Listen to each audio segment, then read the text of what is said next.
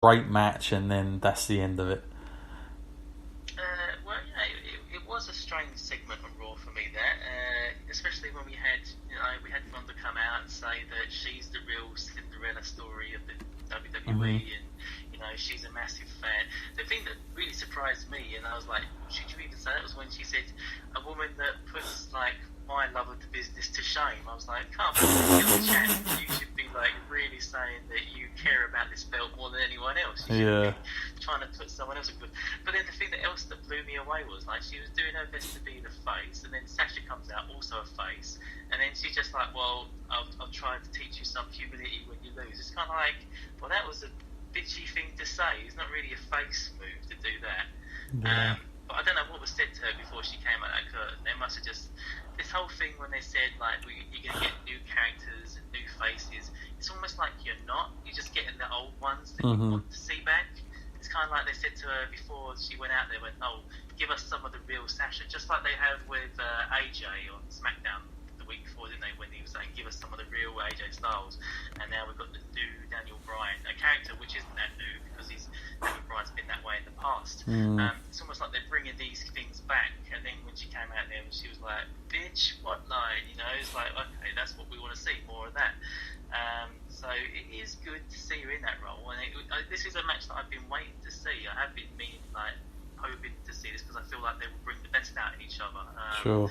Particularly opponent like Sasha is a good one for Ronda because it can be sort of ground based, submission based, and they will bounce well off each other, but not really in the spot that I was hoping, because we know that the Royal Rumble is really a throwaway match. It doesn't really Sasha's never really going to have a credible chance of winning, because we know that the big payoff is the WrestleMania match for Ronda, because her carrying that belt, and we've seen it so many times, they just put a belt on someone who doesn't really need it half the time, just for the sake of it looking good, as we saw with Goldberg. I mean, Goldberg didn't need the belt, he's a fraud himself, but they put the belt on Goldberg to make it look good coming into WrestleMania. So we know that she's definitely keeping it, or I would assume, at least I'd put a lot of money on that, I would.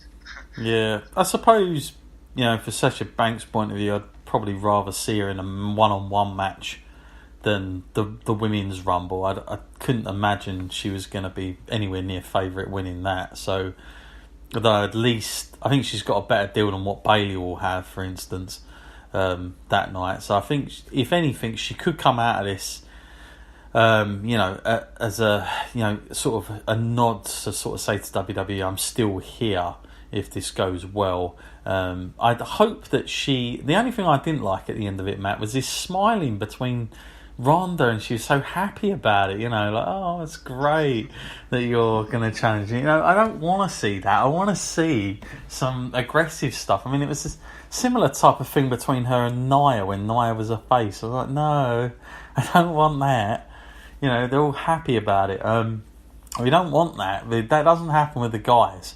Guys don't suddenly... Brock Lesnar doesn't start smiling when he gets his opponent in front of him and they're like all happy and hugs. Try to keep it a little bit serious. So I hope that there is a little bit of sort of angst between each other by the time we get to the Royal Rumble. I hope there is something going to happen there that might spike something, because she's good on the mic, Sasha Banks, but you've got to kind of let her express herself in that sort of character that she's good at playing. So interesting times. Fascinating, obviously, that she is with Bayley, and you wonder, are they going to incorporate that within this story? Possibly, maybe, I don't know. Would have been interesting, Matt, if they'd have gone the other way round, of course, and had Bayley versus Ronda.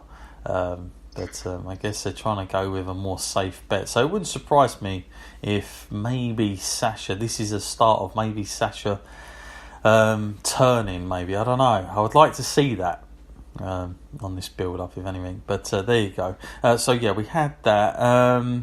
Now, other things, of course, that happened as well, Matt, were a few things. Of course, we had matches in the Revival were there and stuff like that. But obviously, Brock Lesnar, Matt, he returned... and with Paul Heyman, and they did what was supposedly, what was it, like, I kept calling it like a square off or whatever. My God, that segment was hard to watch. I I don't know. It's such a shame with Braun, because I watched him on a YouTube video about recovering from his injury, and he's like, I've heard him on Stone Cold Steve Austin's podcast, and he's quite an intelligent guy. But on WWE, he's made to look like a sort of happy green giant type figure. He's just like hasn't got a brain half the time. He's just pure brute, and I hate that. I think like we've gone past that now. They've gone past the point of a monster who didn't talk, because they've had him come out as Father Christmas and all the rest of it. So if we need to get away from that, at least let's make this guy have some intelligence.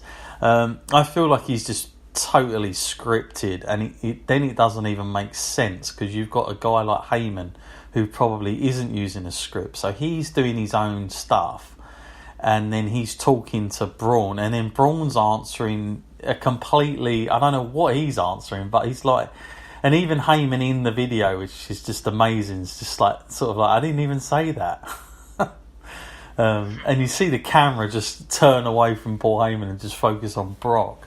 And it was just horrendous. What did you make of this, Matt? And is this just another pure sign again that really this is another match that is, it's not going to be Braun Strowman winning? How sort of on a scale of 1 to 10, Matt, are you sure that Brock Lesnar's going to win that match currently at the minute, or at least hold the title? I'd like to think so. I mean, it's hard to say that, because there's many times when we thought the belt should be defended more often. Mm-hmm. But I don't know, it's just exposing for Braun Strowman now. I mean, people used to say Roman wasn't very good on the mic, and now we're seeing these kind of interviews and promos that Braun's trying to cut, and it's not really making him look great. And you just see that Brock doesn't talk for a reason. He doesn't have to. He doesn't expose himself that way, and it's a bit of a mystique about the character that he brings. But I think the laughter that Brock was having was real. I just kind of looked at his face, I'm like, yeah, he just doesn't know what to make of this, doesn't know how to apply, wouldn't know what to say, because it's just a whole entirely ridiculous situation playing out before him. So the whole part when he's walking around the ring and all that, it is a bit ridiculous, because Paul said that he could touch him because he wouldn't have an opponent for Royal Rumble, and it's pretty much true, because his elbow is not 100%. I'm sure that must be the reason behind it. That you can't risk injuring it any further. The recovery is still underway. Hopefully, it's all a green light by the time the Royal Rumble rolls around. But even that's a question mark over the match. So you just assume that's another reason that Brock would retain. I got to be honest with you. At this point, clearly WWE weren't interested and didn't feel like Braun could hold the title, because if he could, they wouldn't have re-signed Brock the way they did and get him in the Saudi show and have him win that title. I couldn't imagine that if Roman was around, Brock was going to win in Saudi Arabia. I just don't think that was on the cards at all for me. So the fact that they've gone back to Brock, I was saying to you earlier, Matt, in our messages that we were exchanging, it was only last year that we had a triple threat match where it was Kane and Braun Strowman versus Brock. And 1 year later, Matt, it almost feels like deja vu. Okay, Kane's not in it, but this was the match last year where, of course, this would be Jonathan Coachman's moment where he'd say, "Hey, he really punched him because he kneed him in the face. He really did that." I'm surprised they haven't brought him out when that was going on. Bring Coachman out. "Hey, did you guys know something? He really hit him," and play that over and over again. But instead of, they could have sort of had some real life to it, but they haven't really gone that route. They've just done the old WWE stuff. But to me, Matt, if Braun is a little bit injured and he's not your guy, why not find someone else for the Royal Rumble to face Brock Lesnar? And I don't know, just try and, alright, maybe they're not going to beat Brock, but at least have a run out with Brock, because if there's one thing we've seen with Lesnar, if it's a guy that is willing to put the effort in, Lesnar will kick you back some good stuff. We saw it with Daniel Bryan, we've seen it with AJ, we've seen it with a few other guys. If they've got it, he's going to give you some rub in the match. And I just think, couldn't we have found somebody else by now instead of going back to Braun Strowman again, who isn't even 100%.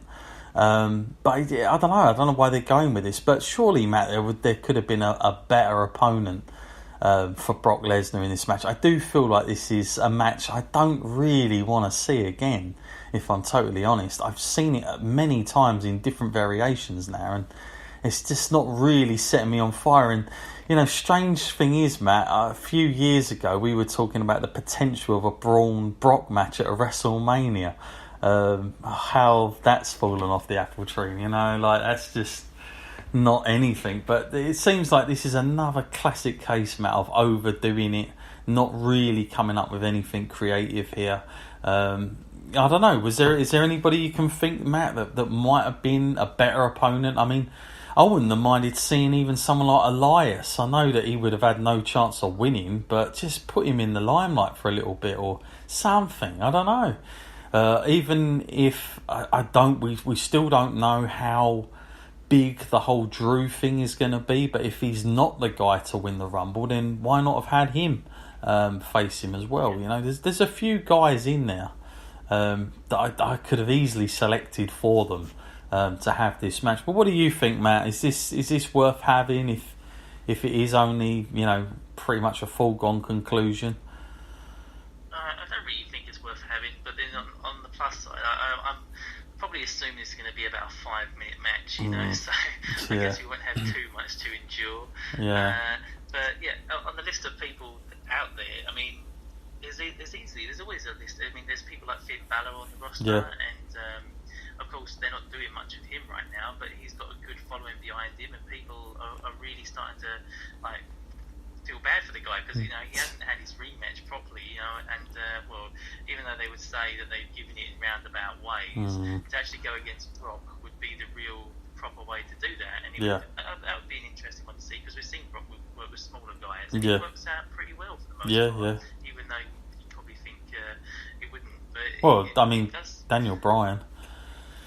I mean, that usually turns out quite an entertaining match, and Finn Balor is one of those characters that can go at that pace, and he doesn't mind a bit of physicality, so that would have been a good one. And we're seeing promo packages now for people like Kevin Owens, who's supposed to be returning, and we know that the problems that he had when he had to drop the belt with to Goldberg. That would be another nice piece of justice to see him have a match for it, even though they would have to put together something pretty quick. It would still be interesting.